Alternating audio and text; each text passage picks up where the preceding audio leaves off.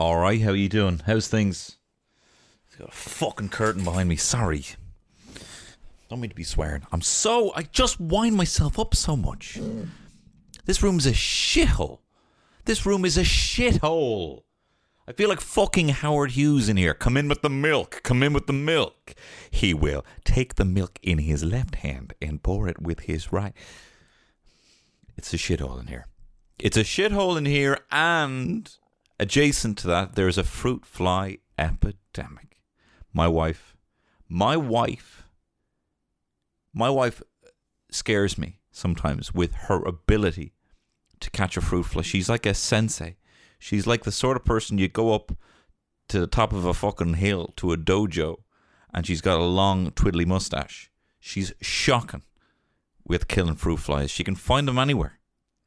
But is she still, even though she is genocidal in her destruction of fruit flies, it still isn't enough, and they're everywhere. And there's nothing worse than having a, like, all I might have a plate in the sink for a minute, right? There's a plate in the sink in a minute, because right now the dishwasher's full, and I could be fucked to empty it right now. So there's a plate in the sink and just 50 fruit flies there. And I'm like, we're living in squalor, Terry. We're living in squalor.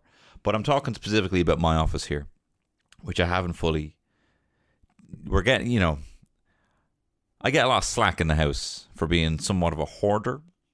My wife likes to tell people over a charming dinner conversation that when we met, she brought a whole, range of Delph, and I brought into the relationship 40 board games, of which now is what?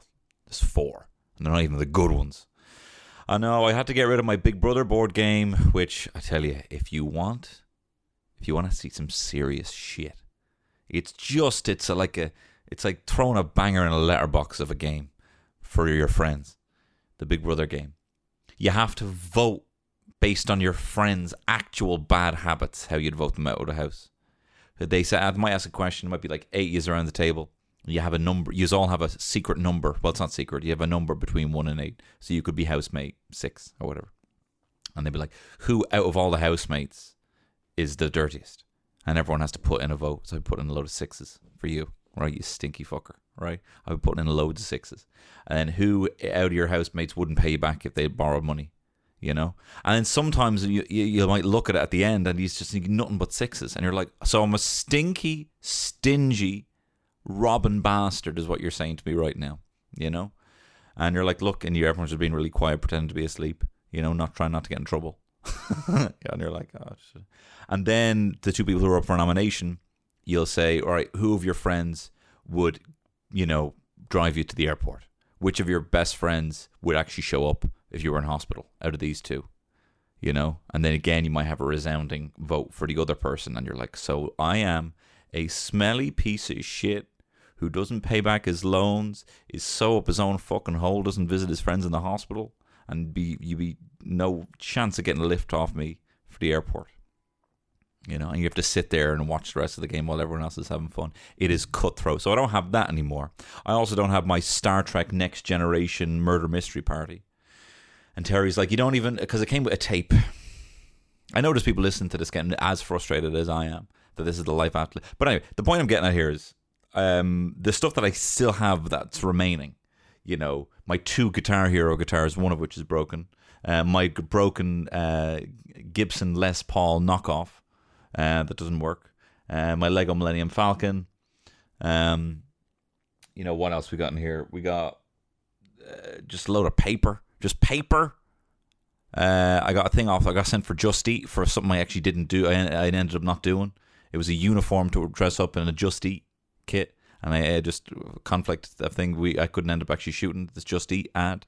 So I have a Just Eat uniform wrapped up in a bag.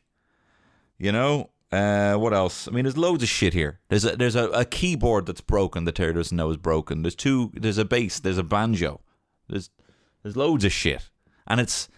But now Terry gets to be, oh, well, it's fine. We'll just put it in your office. If it's any of this shit, and I'm like, yeah, fine, put it in my office. And now I feel like it's gonna fall on top of me, and I'm not gonna be able to breathe. I'm going to be eaten by the cats. We don't have a cat. But if we did, these cats, I'd be catnip.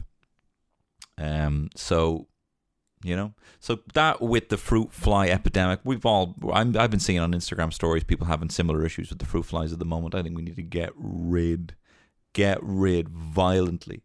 I've seen these things you can buy on TikTok. I saw someone using it. It's a thing that shoots grains of salt like a bullet, like a gun, kills fruit flies. You have to be very, very accurate. I am luckily very accurate. So I might get one of those salt guns.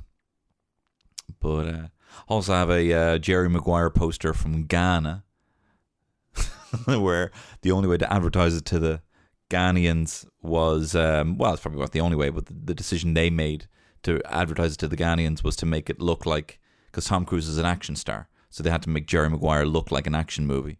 So you got Tom Cruise in it shouting, "Show me the money," holding two guns on fire, and Cuba Gooding Jr. running with his top off, and someone's cut his arm off as well in the poster. So, and I'm just adding so much stress to myself. I need to do nothing. I'm not even doing anything right now. I don't even know who I'm talking to. I'm practically invisible, how it feels sometimes, publicly. Yet I need to do much less. I need to be doing much less. We had a bad run there, the young fella. Oh, I'll tell you. We had a bad run, the young fella just being so ill. And I don't mean like, sick with rhymes. Yes, he is. And yes, he's an incredible lyricist and phenomenal performer and a freestyler. But he was ill in the sense that he had everything. He had everything. I want to send him to crash in a fucking, sorry for swearing so much, Chernobyl hazmat suit. And be like, look, stick the Rice Krispies in the little hole for his mouth, right? And don't let him come in contact with any other child. But apparently it's good for him. It's not good for anyone else other than him in the future. There's a lot of shit I seem to be doing for him in the future that I have to suffer with right now. I'm not having to go. He's my pride and joy and I love him so much. I sometimes just stare at him sleeping on the video monitor that we have.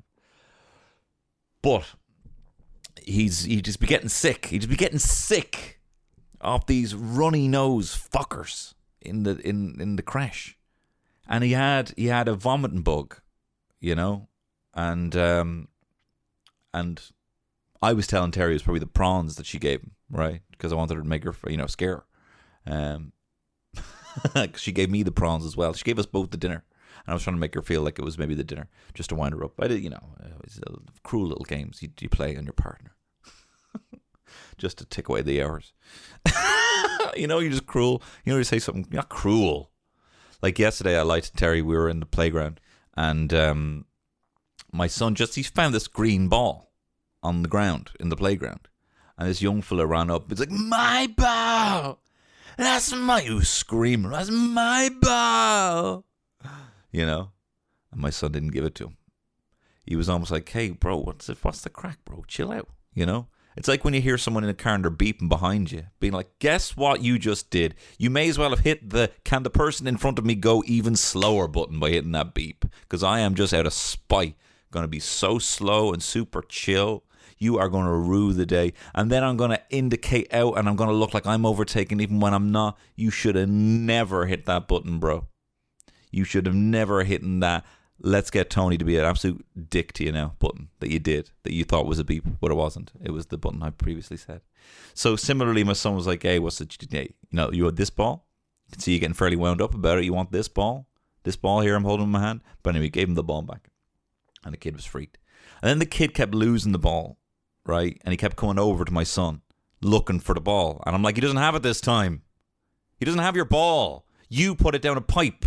I saw you. Go over to the pipe." And I was trying to, you're trying to be nice to other kids. "Go over to the pipe there. Hey, dickhead. Hey, fuckface, get the ball where you put it in the pipe. Ha ha ha ha ha ha. We're funny, we're laughing." But he kept looking for the ball. And then, coincidentally, it's just one of these, like ball pit balls. It was a green ball. And then when we got back into the car, I found one of those balls because we got loads of them. And I found one in the car and it was the same green ball. And I gave it to my son. I was like, "There you are. I stole that ball off that kid for you. There's nothing I wouldn't do for you, my son." And I kissed him on the head. And Terry was like, "What the fuck? Are you fucking kidding me? You stole the ball off a child. And I'm like, this is it. Who knew I'd be teed up so magnificently? This will be a good 15 minutes now. We'll get out of this. And I was like, yeah. Kid was being a dick. So I stole. I'll serve that kid. He's probably still looking for it now. And she was like, are you, like, she went like, her face changed a different color, being like, I'm married to a man who steals from children. I'm married to a man who steals from kids for fun. You know? I'm now in I haven't seen the show, an episode of You. About the stalker or something. I haven't seen it. I'm sure it's exactly like that. You know, and I'm like, yeah. You know, because and when she teed me up, though, to be like, did you actually steal the ball off the child? I'm like, this is better than winning a lottery here. I got a fun little game. This is going to be a solid 15 minutes driving back in the car, you being freaked. Because I know I have an out. Because of course I wouldn't steal the ball. You know? So I was like, yeah, little dweeb. Little moron. He should know now not to shake down my son. He didn't have the ball. Well, guess what? He did have the ball. I had the ball. And that kid's, you know, I went on or whatever, and she was just like, just in shock. You know? And then I was like, no, it's our ball. And she didn't, you know, I didn't get the kind of like, I think she was still a bit shook. I think she, you know, those, even though now the joke is over, it hadn't fully tapered off that I wasn't, you know, a sick individual. You know, just look, Daddy's just looking for a little bit of a rise out of you. It's a Sunday. Daddy's just only having a little bit of a rise out of you. Anyway, let's get cracking. It's the Tony Cantwell Shit Show. The Tony Cantwell Shit Show.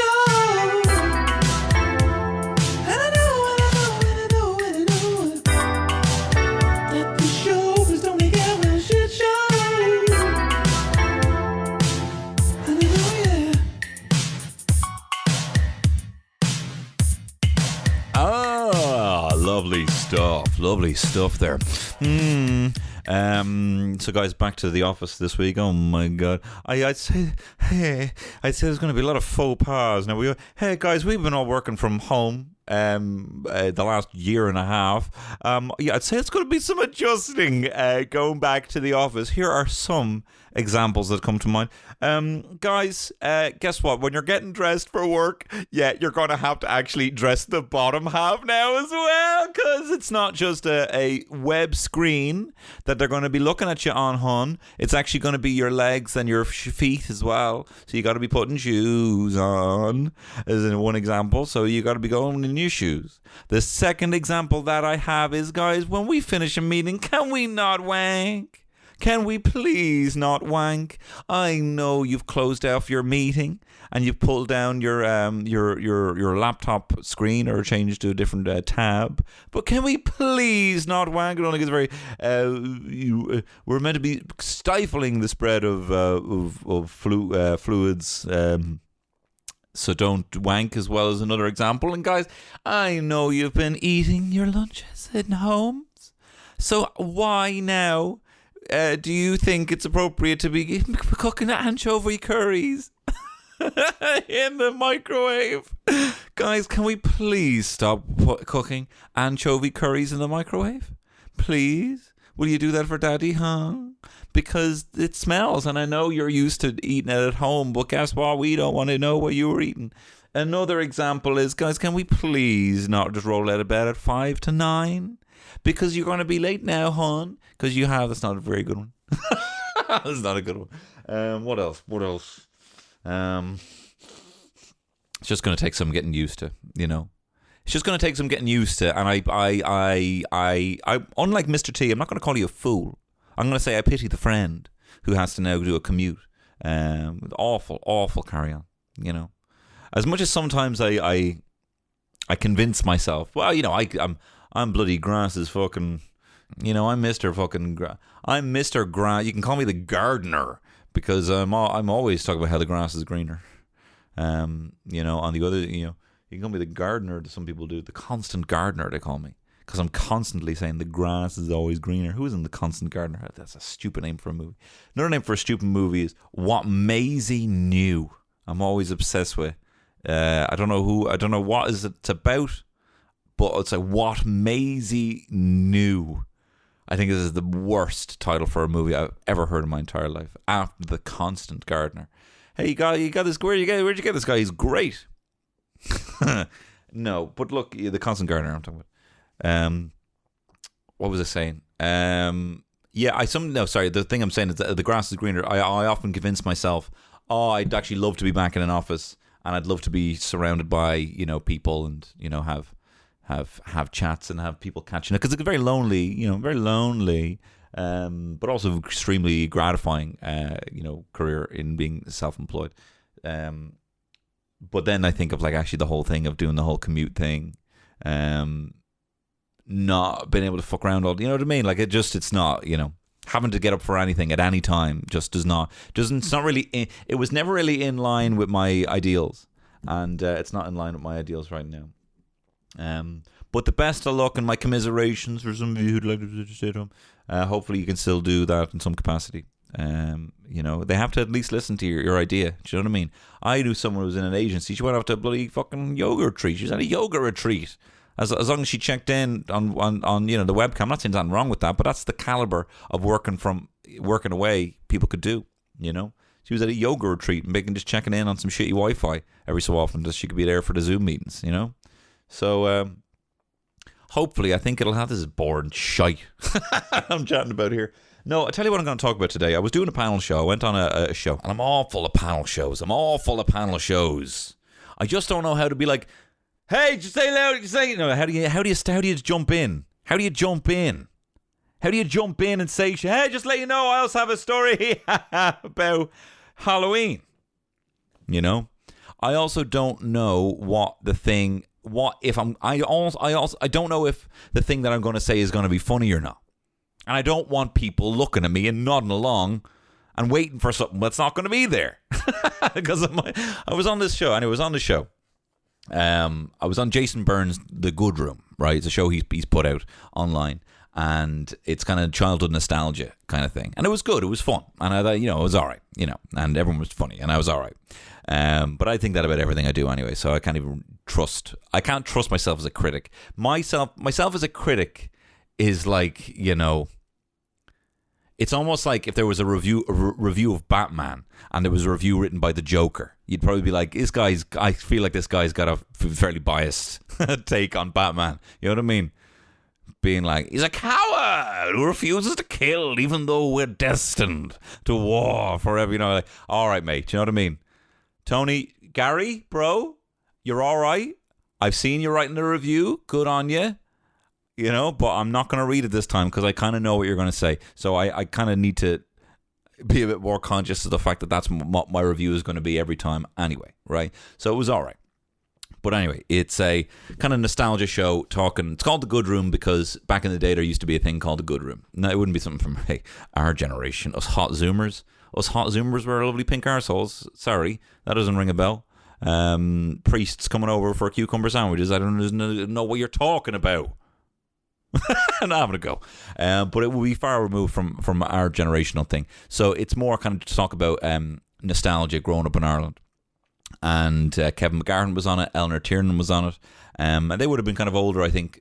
They would have been younger comedians compared to the previous seasons that would have been on. So this was kind of more 80s and 90s kind of nostalgia.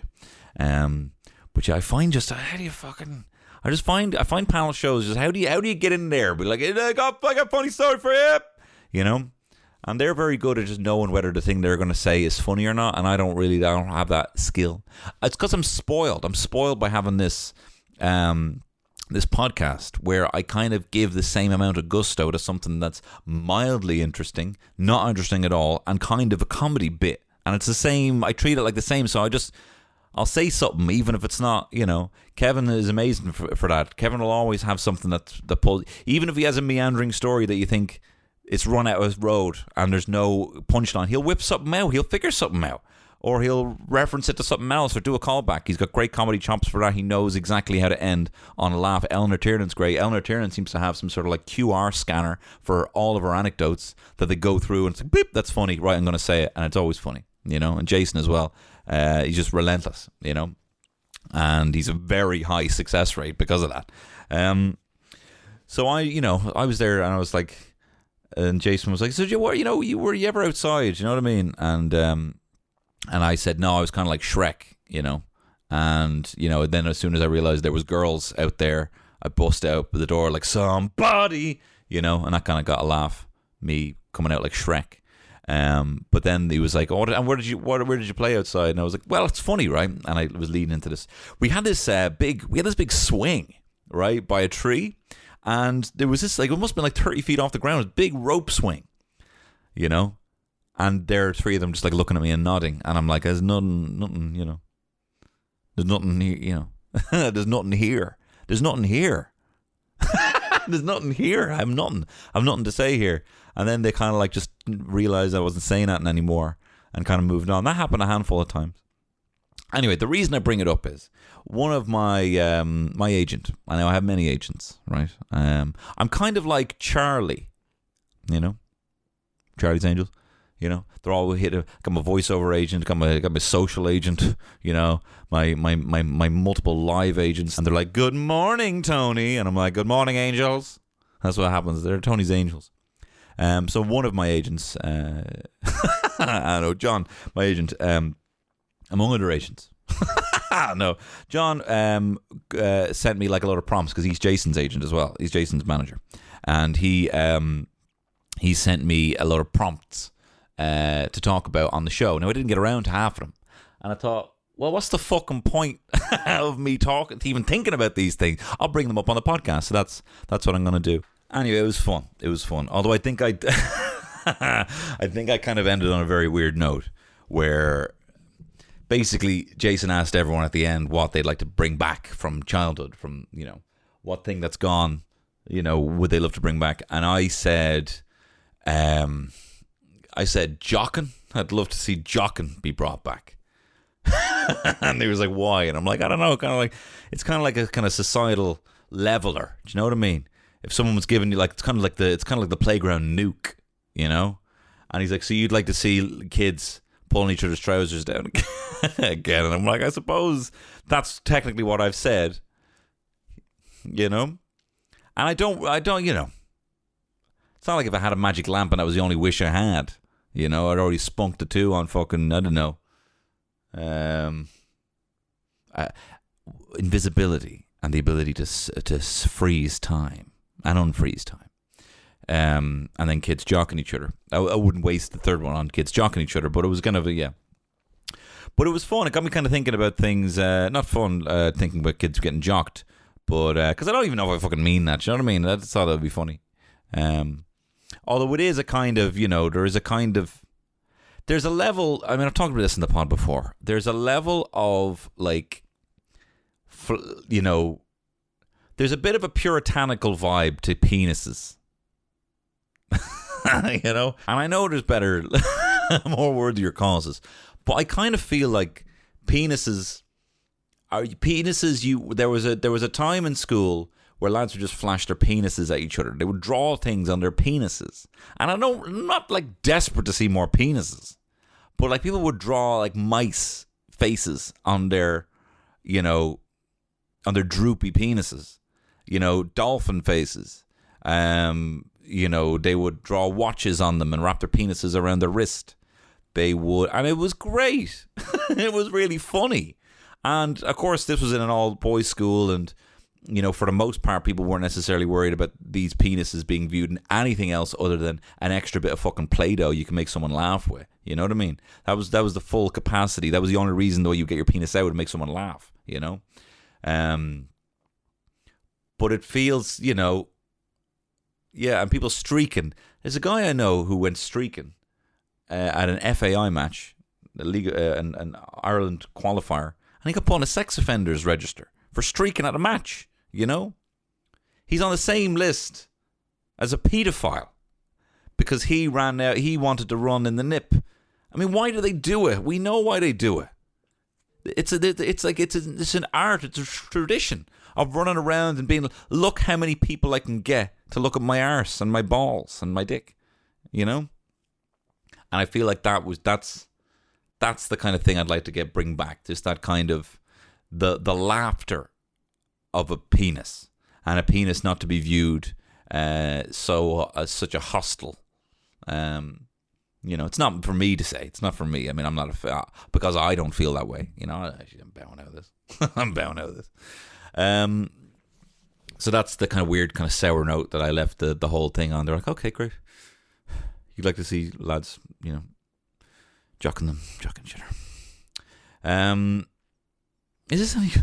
I'm a little dirt bird. I'm a little dirt bird. And so it was all about, anyway, you know, nostalgia.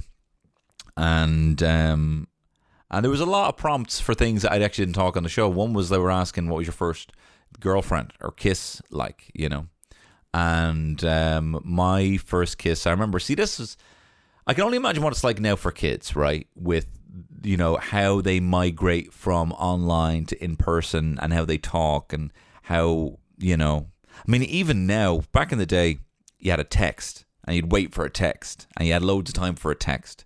Now with WhatsApps and stuff like that, with those two fucking ticks waiting for you to get back, it's like you don't even have time online with an infinite amount of time to like comfortably feel like you have enough time to get an answer back, you know?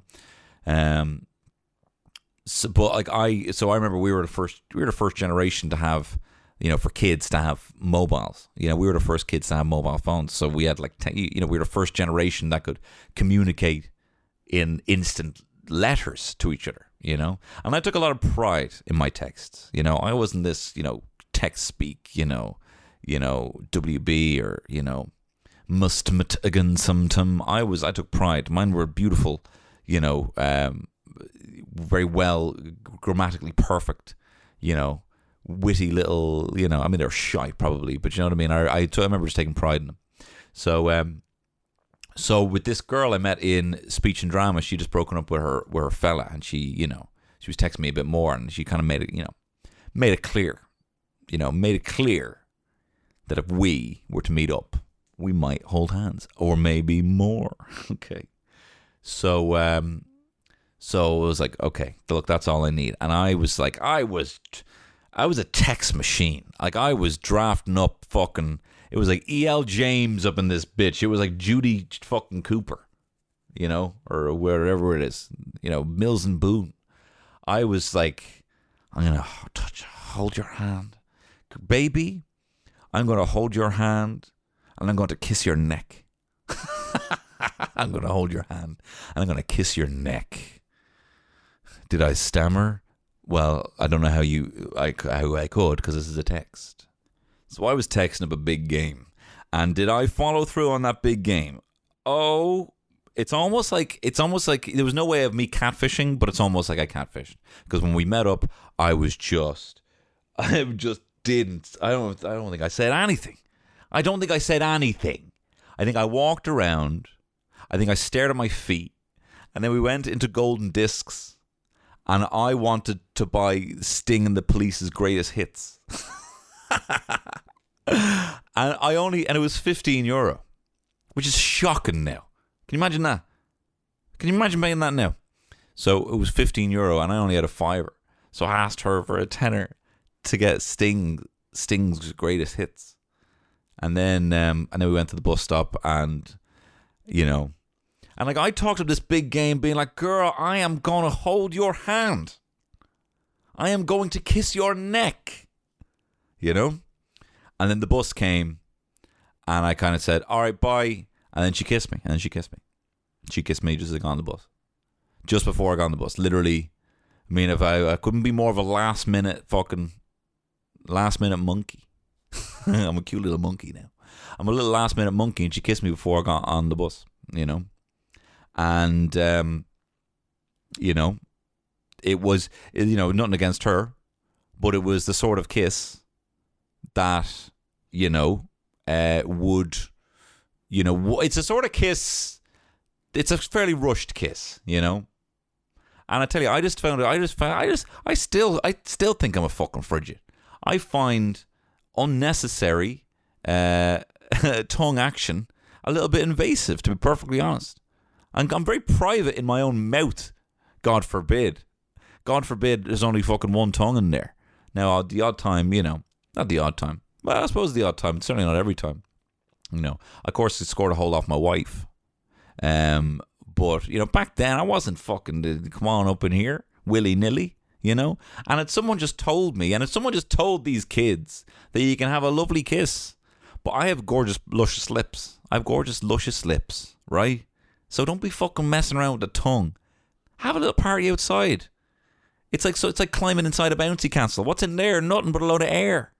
Outside the bouncy castle. Give them a little bop. Give them a bounce. You know?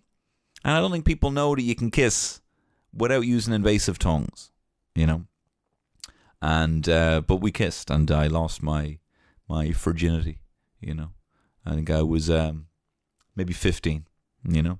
I was just waiting for the right girl to kiss me minutes before getting on a bus. You know? But for years I felt like I did something wrong. Do you know what I mean? It's mad you can just say you did something wrong. Like, I did that wrong. I'm wrong. There's something wrong, you know? Poor little kids, the way they think, you know? Poor little boys, you know? Poor little Connells, me and my little fucking Connell head on me, thinking I did something wrong, thinking I couldn't tell me friends, you know? Oh no, what if they, you know, where does this come from? Where does it come from? Even the most supportive group of friends, you just think you can't, you know, when you're a kid, that you can't just be honest or say something or be... You know, everything has to be kind of masqueraded. It either has to be funny, ironic, or you have to be silent about it. Do you know what I mean? So, you know, it wasn't great for her, I'd say. You know, getting strong-armed to spend fucking a tenner. So I could buy Sting's greatest hits just for a fairly shy kiss at the end. Do you know what I mean? And also, like, the kind of power we had afterwards was just different. I got super weird, you know. Beforehand, I was like E.L. James, 50 Shades author. You know, and then it was like as if E.L. James was suffered brain damage and was forced to contractually to finish another 50 Shades book. That's the sort of text power that we had after that, you know.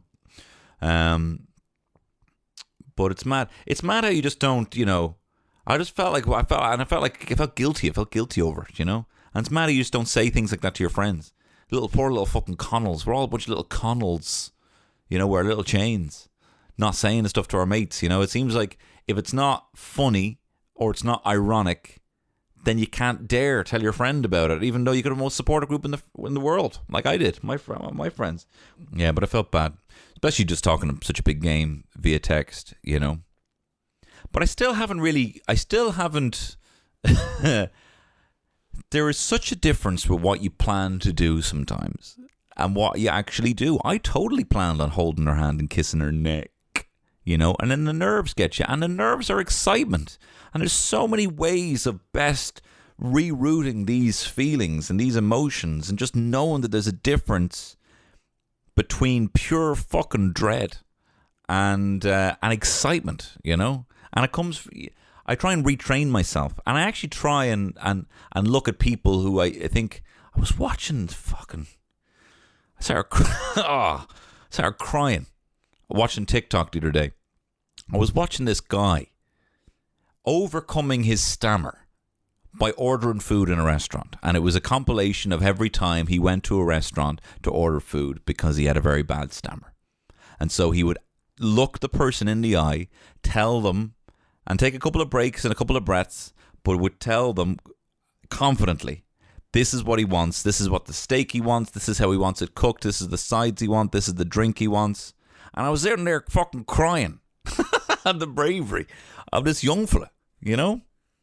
We had this, and it's not the same, but we had this person who used to work with us in sales, and she didn't have much experience in sales, but she was more a kind of learning and development person. But we brought her in to help the salespeople improve and to listen to some of the calls, and based on what we considered was a good call, to kind of grade it off a certain thing. I mean, it's fucking awful. it's so annoying. It was so fucking frustrating for the salespeople. So she's coming into this environment as a small, you know, she was physically very small, a short woman, and coming into this absolute, you know, and she had to come in and tell these salespeople who've been working you know, some of them 10 years in sales, that they weren't doing a good job, or that they had to improve. And she didn't have much sales experience. She was a learning development kind of experience. You know, that was the world she was trying to navigate into.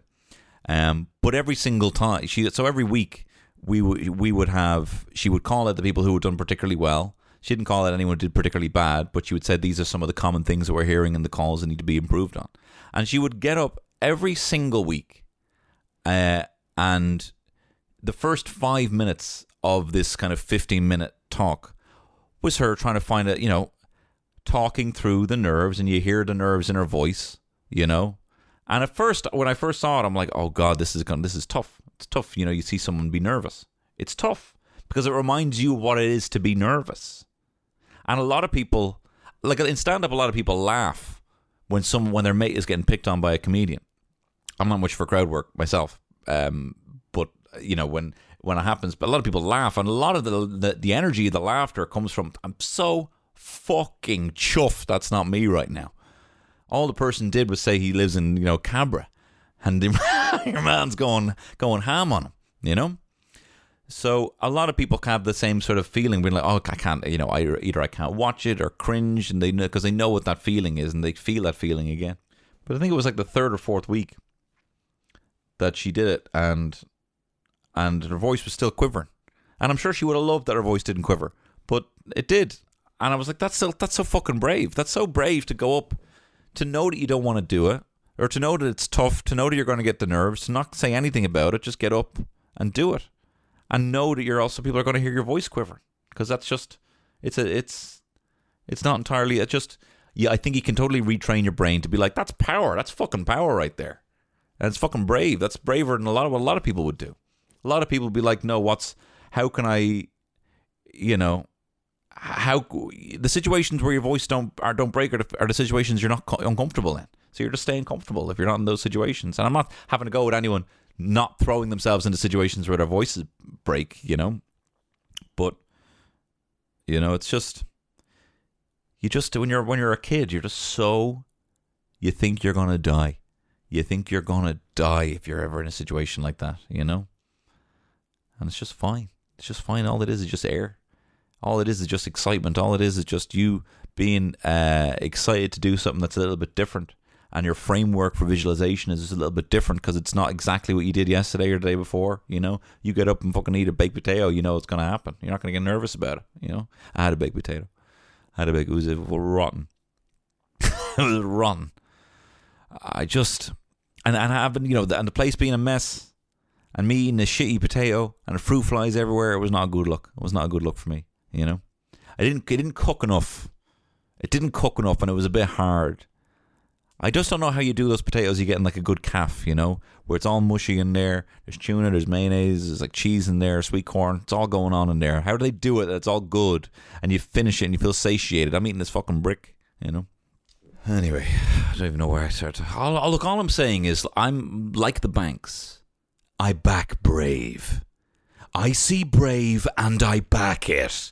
We back Brave. Sure. I'm not having a go. But I mean, obviously, you're going to come out on top. You're obviously going to come out on top. Guys, what do we think of the old three Olympia?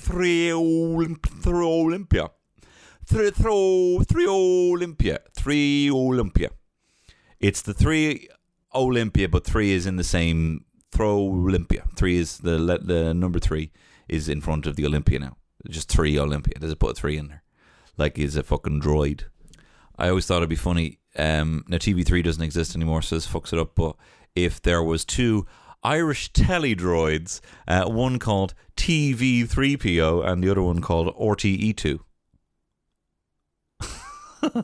which is just RTE2. But the way I said it's different. It's like no C3PO and RTE2. Anyway, three Olympia. Look, I don't know what happened to it. Everyone's saying it's the end of everything, right? But you just gotta look.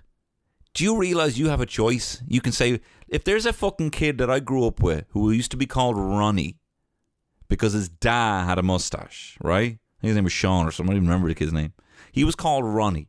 If a community can come together like that to call this young boy, Ronnie, because his dad had a Ronnie, then surely, we can still call it the Olympia. You can call it whatever you want, You can call it the Point Depot, which I still do, because I can't remember if it's the 3 Arena or if it's O2. I don't remember. So I call it the Point Depot, right? You call it Lansdowne Road, the Aviva. You have a choice to call it whatever you want. There's nicknames for stuff. The Cop. You know, you can call things whatever you want. You can call it anything you want. No one's going to be calling it the Throw Olympia. You know, that's not going to happen. And look, they must have. Look, times are hard. Do you know what I mean? I don't know what happened there. I don't know what happened, but it obviously would have been tough for them to maintain as they were. I don't know who operates the Olympia, MCD or something. I don't know. I don't know who operates it, but it must have been. Times are tough. So if they're getting a big cash injection, you know, they're not going to turn it into a big fucking number 3. They're still going to have the balconies. Dustin's still going to do the panto, you know? So don't worry about it, guys. Everyone gets, you know, Graf and Quarter. Where'd that go? That's gone. No, that's gone. People didn't take it. You have a choice. There's a thing called head canon. And that is whatever you think is the reality is the reality. Now, it's mainly used for things like people not agreeing with, you know, the last Star Wars movie. So you like to live in a world where that didn't exist, right? Or, you know, the head canon of Suicide Squad is that the first one didn't happen. You know, they did a reboot. You mean you can do whatever you want. You can decide at any point. Don't let some big business corpo tell you what you need to say. You can start calling it. You know, you can start calling it the Gaiety too if you want. You can start calling it, you know, the kip beside Eddie Rockets. You know, you can call it whatever you want. But I understand. I mean, it was the same. I was watching Reeling in the Years 2010 there last week, which wasn't on the RTE player. It's a show that was on about, 6 months ago on RTE. It made up of archival footage that RTE own, right? So you don't have to worry about that. Maybe there might be some weirdness with the music rights or something like that, but just not on the player. Why? Where is it? Why isn't it all up there? It's literally the archival footage that was cut together. It was fucking... It should have been, apart from the fact that I hope the editors were paid handsomely. So I don't want to say it's the cheapest shit they could fucking make in RTE, right? I'm not having a go. Hopefully the editors were paid handsomely because it was fantastic. It was fantastically well edited, well paced, great choice of music, all the snippets that you need to know from the information, great choice of all the things that happened and everything, you know, from the year. But if it was just getting editors in to make it, it should have been the cheapest stuff because they had all the footage. So why isn't that on the player? Where is it? I had to go on YouTube and watch an ad that someone else is getting paid for. You know what I mean? And I tell you, these unskippable ads on the RTE player, like if the people, I hope that the people who are booking that ad space are paying a fucking fortune for it because it's the most prime advertising, unskippable ads. That's actually against EU law. It's against the law. YouTube had to change it because it's against the law, you know? So I hope that whoever's paying those fucking, you know, car ads that you watch being like, oh, how applicable to me, going to buy a new car. Who the fuck's buying a car? Anyway. And who's buying a car based on seeing it in an ad? Who's going to be like, I saw this car in an ad and I went into a shop with all of my cash and I bought it. It's insane. Who are you talking to? You know? Anyway. So I was watching the RTE player. No, I wasn't watching the RTE player. I was watching Reeling in the Years, not on the RTE player, on YouTube. And it was talking about it referenced that it showed the bit in time where the Aviva was created and Lansdowne Road was no more and it became the Aviva Stadium, you know. And people were up in arms about it. People were fucking livid because it was an example of the sort of everything for sale capitalist, you know, that you'd see in America. I remember finding out that there was a team called the New York Red Bulls. Actually, I remember finding out that there was a Red Bull stadium and laughing my fucking ass off. Being that, wow, is that how far it goes? And then they find out that there was actually a team called the New York Red Bulls. Laugh my ass off. Now they're a sensational squad. They're in FIFA. It's not a thing, you know? And so that was the worry that, well, if it starts off with the Aviva Stadium and then it's, you know, the Cheetos, you know, auditorium or whatever, the Bord Gosh Energy Theatre, which actually I still don't call the Grand Canal Theatre. The rest of them I still do. The rest of them I still call Lansdowne Road, the Aviva, and I still call it the Point, the Three Arena, and I'll still call it the Olympia. For some reason, Bord Gosh just wasn't too familiar with the Grand Canal Theatre. But yeah, the old three Olympia. Just a stone's throw Olympia from the hustle and bustle of Grafton Street. What else do I talk about? Norm Macdonald's dead. Norm Macdonald. Greatest comedian ever. Norm Macdonald's dead. And you know what I loved about Norm Macdonald? There's a lot of things. Comedians seem to like comedians who like to fuck with people. You know, like Greg Turkington, Neil Hamburger. He's a guy who, if it's a successful set, half the people will have left because they just didn't get it. And Norm Macdonald was a kind of comedian as well, but he was just relentless and so sincere, but also not insincere. One of the most original deliveries of any joke. Everything just seemed like it was just.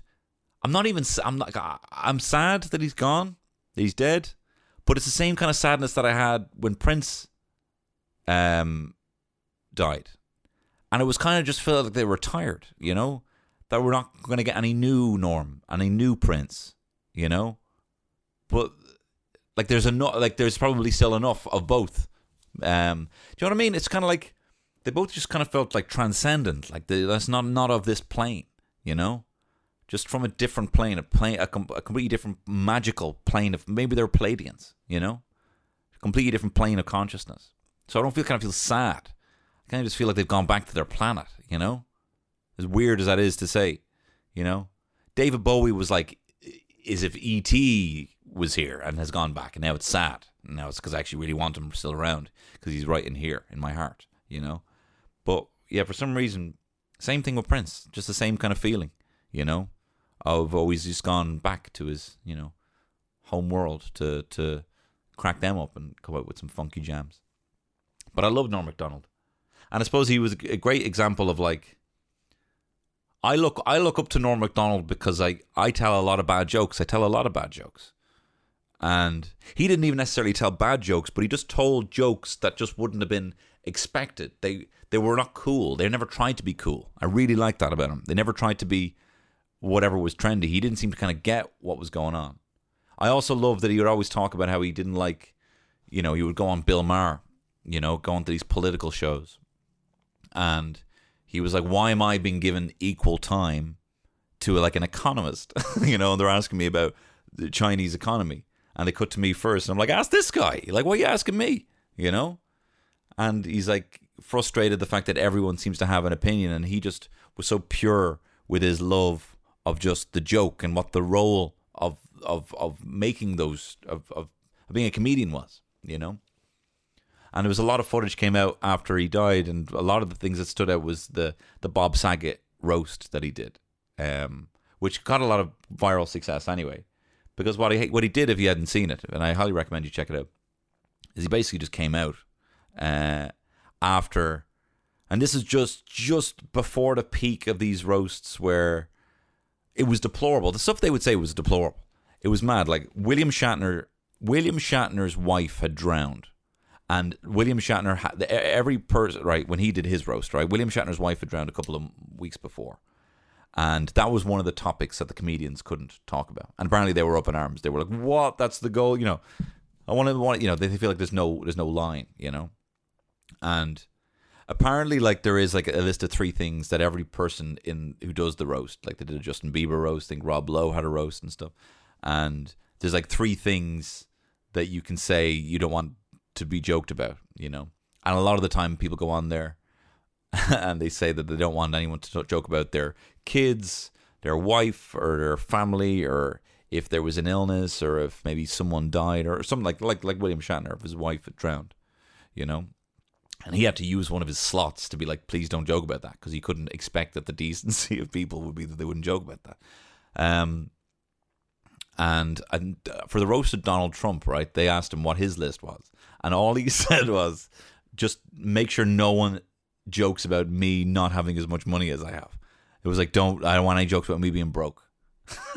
He's just like they fucking laid into his wife. They laid into his kids. Like, he used up one of those slots to be like, make sure no one says that I'm broke, you know? So Norm Macdonald kind of didn't get the whole roast thing, but he was doing it for Bob Saget, and Bob Saget was a friend of his. So he comes out and he starts telling these jokes. And he says in an interview with Mark Maron on WTF, which is a really good interview if you do like Norm Macdonald, he has some amazing stories about Rodney Dangerfield. as well. So if you like comedy, I'd highly recommend that. It was re-released after his passing on Mark Maron's podcast feed. Anyway, so he he comes out with these really old. He says he pulled a lot of jokes from that a book his dad had got him when he told his dad he wanted to be a comedian, and these are jokes that you tell at someone's retirement party, right? If someone's retiring, these are the jokes you tell, and it was a book from the 80s.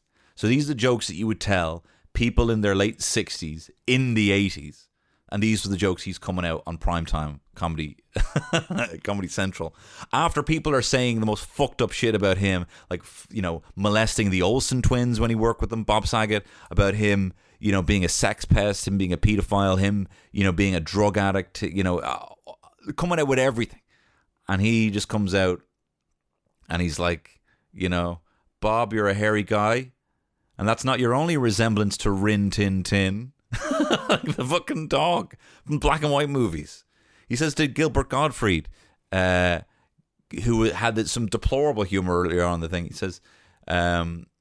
says, Gilbert Gottfried is here. Gilbert, when you're going to the toilets later on, you'll find that there's a door that has the word gentleman written on it. Pay no heed, go right in. Just this incredibly verbose way of saying just you're not a gentleman. He says Cloris Leachman, old elderly, legend of TV. And he's like, Cloris, people say that you're over the hill, not in the car you drive. And I've told it on the pod before. He had this joke that he tells that just cracks me up. There's some fantastic compilations of his. He had a joke where he says, he has these sunglasses on, and he's like, dogs are always running to the door when they hear the bell, and it's often not for them. And just for whatever reason, even though it's seldom for them, he'll be very missed. Right, a bit of thing to close it out. It's the least sexy way to fucking close out a podcast, but I have to bring this up. If you had tickets for Pure Gras, that was the old tour, right? If you had tickets for Pure Gras and it was a gig that didn't happen, that would be Sugar Club shows. That would be the Driocht in Blanche, which I think was cancelled and hopefully refunded. The venue in Ratoath, right? I'm thinking, is there anything else there? If there might be another one. If you had tickets for that and it was cancelled, I need you to get on to the venue and get your refund. I don't know why that's the case. I feel like if it's not going on, this should just be reimbursed and everyone should just be reimbursed. But that's not the case. You have to get onto the venue and you have to say you had tickets, it's cancelled, and get your refund. I don't know why that's the case, but that is the case, and I'm sorry about that.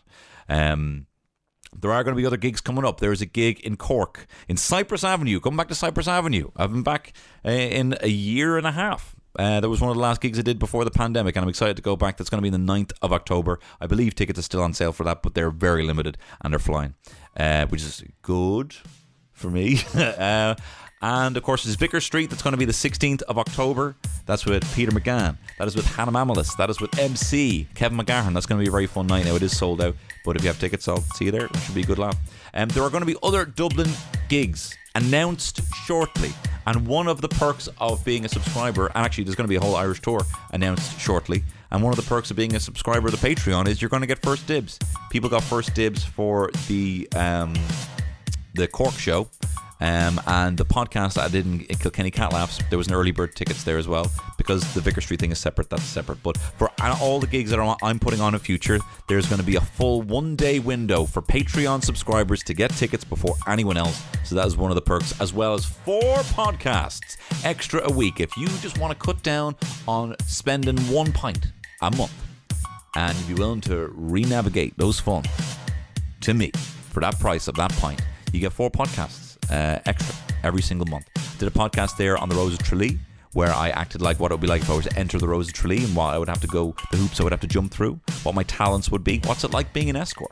I also did, as I mentioned, Reeling in the Years 2010, where I talked about the year 2010. And upcoming, I may as well tell you now, I'm going to be doing the Star Wars movie bake. I think I'm going to watch the sequels, the JJ sequels, and I'm going to do movie bakes on them, and then in a couple of months' time I'm going to do the original. I still haven't figured out which ones I'm going to do, but Star Wars is coming back. I'm going to do the trilogies on movie bakes coming up shortly over there on the Patreon, exclusive to patrons. And listen, thank you very much for listening. Thank you very much for supporting, and I love you. And guys, they love you. All the best. Bye-bye. It's only a real shit show.